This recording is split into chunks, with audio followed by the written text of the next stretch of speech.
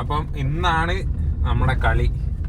Whites ഒക്കെ നമ്മളിട്ട് മേടിച്ച സാധനമൊക്കെ ഇട്ടിട്ട് പോവാണ്. രാവിലെ ഇപ്പോൾ ഒരു 7:30 ആയിട്ടുണ്ട്. 8:30 ആകുമ്പോഴാണ് കളി. WMOയിലെ ഗ്രൗണ്ടിൽ വെച്ചിട്ടാണ് ഇന്നത്തെ കളി നടക്കുന്നത്. ഭയങ്കര എക്സൈറ്റഡ് ആണ്. ആദ്യമായിട്ടാണ് ഒരു ഗ്രൗണ്ടിലോട്ട് പോയിട്ട് കളിക്കാൻ പോകണം. ഇനി നമ്മൾ നേരെ പോകുമ്പം അജിലിനെ പിക്ക് ചെയ്തിട്ട് നേരെ അങ്ങോട്ട് പോകണം. ഞാൻ അവിടെ പോയിട്ട് ബാക്കി കാണിച്ചു തരാം. നമ്മുടെ മെയിൻ പ്ലെയർ വരുന്നുണ്ട്.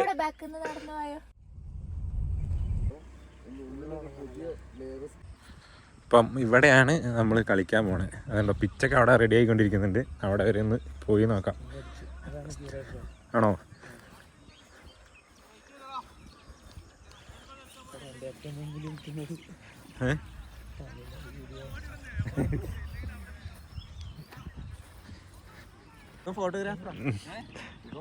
അവൻ അങ്ങനെ പലതും പറയൂട്ടോ.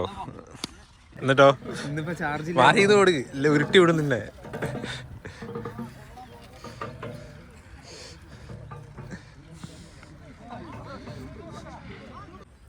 വിഷ്ണു ഡ്രോസ് ഇടാൻ വേണ്ടി പോകുന്നുണ്ട്.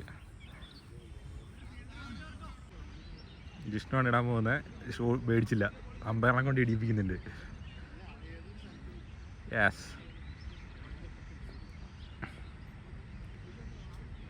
അവർക്കാണ് കിട്ടിയെന്നാണ് എനിക്ക് തോന്നുന്നത്. അവരിതൊക്കെ കണ്ടിട്ട് ദിവസം പോയി എന്നാണ് എൻ്റെ ഒരു നിഗമനം. ഇത് വയനാട് സി ഡിവിഷൻ്റെ ഫസ്റ്റ് മാച്ചാണ്. ഇതാണ് ഇനാഗ്രേഷൻ മാച്ച്. അതുകൊണ്ട് അവിടുത്തെ ഒഫീഷ്യൽസും പിന്നെ അങ്ങനത്തെ കുറേ ആൾക്കാരൊക്കെ ഇതിനകത്തുണ്ടായിരുന്നു. അപ്പോൾ ചെറിയൊരു പ്രസംഗവും പിന്നെ ഒരു പ്ലേയേഴ്സ് കൈ കൊടുക്കുന്ന പരിപാടിയും അങ്ങനത്തെയൊക്കെ ചെയ്തിട്ടാണ് ഈ മാച്ച് മാത്രം സ്റ്റാർട്ടായത്. നമ്മൾ ഇത്ര നാൾ പ്രാക്ടീസും കാര്യങ്ങളൊക്കെ ചെയ്തെങ്കിലും ടീമിനെ മൊത്തമായിട്ട് കാണുന്നത് ഫസ്റ്റ് ടൈമായിട്ട് ഇവിടുന്നാണ് കേട്ടോ. അപ്പം നമുക്ക് നമ്മുടെ ടീമിന് മൊത്തം 4 മാച്ച് ഉണ്ടാവും ഈ ഒരു ലീഗിൽ. അപ്പം അതിലൊരു 3-4 ജയിച്ച് കഴിഞ്ഞാൽ നമുക്ക് സെമിയിലായിട്ട് കയറാൻ പറ്റും. ഇത് നമ്മുടെ ഫസ്റ്റ് മാച്ചായിരുന്നു. ഈ മാച്ച് നമ്മൾ അടിപൊളിയായിട്ട് കളിച്ച് ഫസ്റ്റ് നമുക്ക് ബാറ്റിംഗാണ് കിട്ടിയത്. ഈ ഒരു പിച്ചിൻ്റെ ഒരു ഇതെന്ന് പറഞ്ഞാൽ രാവിലെ ഭയങ്കര മഞ്ഞായിരിക്കും ഈ ഒരു സ്ഥലത്ത്. അപ്പോൾ ഫസ്റ്റ് ബാറ്റിംഗ് കിട്ടുമ്പോൾ ഭയങ്കര ടഫായിരുന്നു ഇവിടെ ബാറ്റ് ചെയ്യാൻ. പക്ഷേ നമ്മൾ ബാറ്റ് ചെയ്തിട്ട് നല്ലൊരു സ്കോർ എടുത്തു. എന്നിട്ട് നമ്മളത് ഡിഫെൻഡ് ചെയ്തു. ഞാനായിരുന്നു ലാസ്റ്റ് ഓവർ ഇരുന്നത്. ലാസ്റ്റ് ഓവറിൽ ജയിക്കാൻ കുറച്ച് റണ്ണൊക്കെ മതിയായിരുന്നുള്ളൂ. എന്നാലും എറിഞ്ഞ് കിട്ടി സംഭവം. ഫസ്റ്റ് കളി നമ്മൾ വിൻ ചെയ്തു. നമ്മൾ കൃഷ്ണഗിരി സ്റ്റേഡിയത്തിൽ കളിക്കുമെന്നാണ് നമ്മൾ ആദ്യം വിചാരിച്ചത്. പക്ഷേ അവിടെ ഈ വുമൺസിൻ്റെ ഒരു ക്യാമ്പൊക്കെ നടക്കുന്നുണ്ട്. അവിടെ ഗ്രൗണ്ട് അവൈലബിൾ ആയിരുന്നില്ല.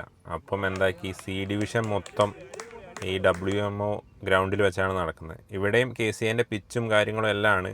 ഈ ഒരു പിച്ച് നേരത്തെ കണ്ടില്ലേ, ആ ഒരു പിച്ചിൽ ഭയങ്കര ഗ്രാസ് ആയിട്ടുള്ളൊരു പിച്ചാണ്.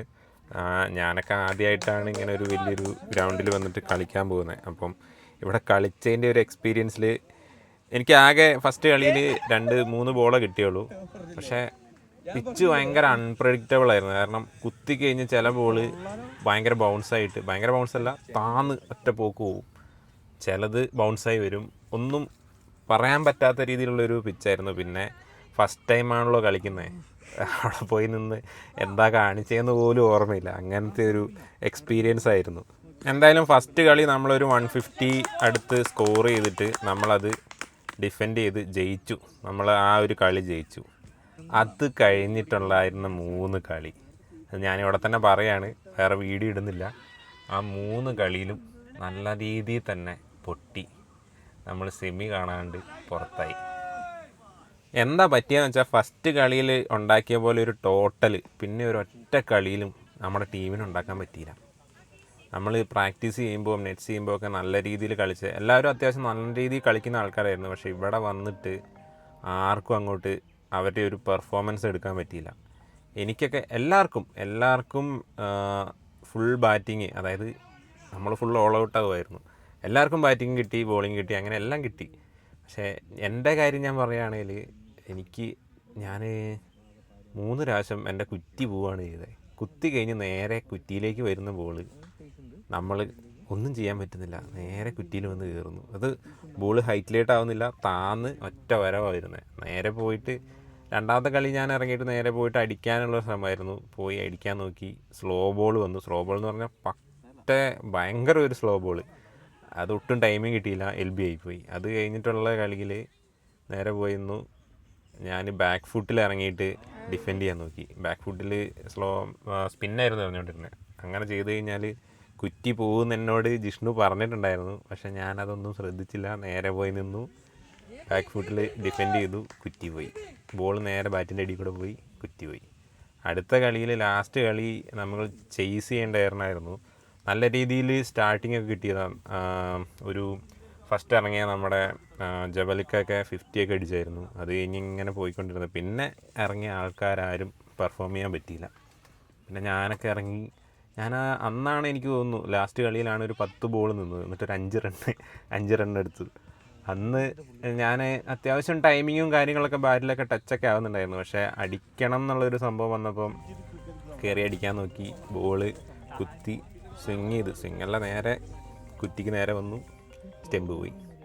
ഇത് തന്നെയായിരുന്നു പരിപാടി.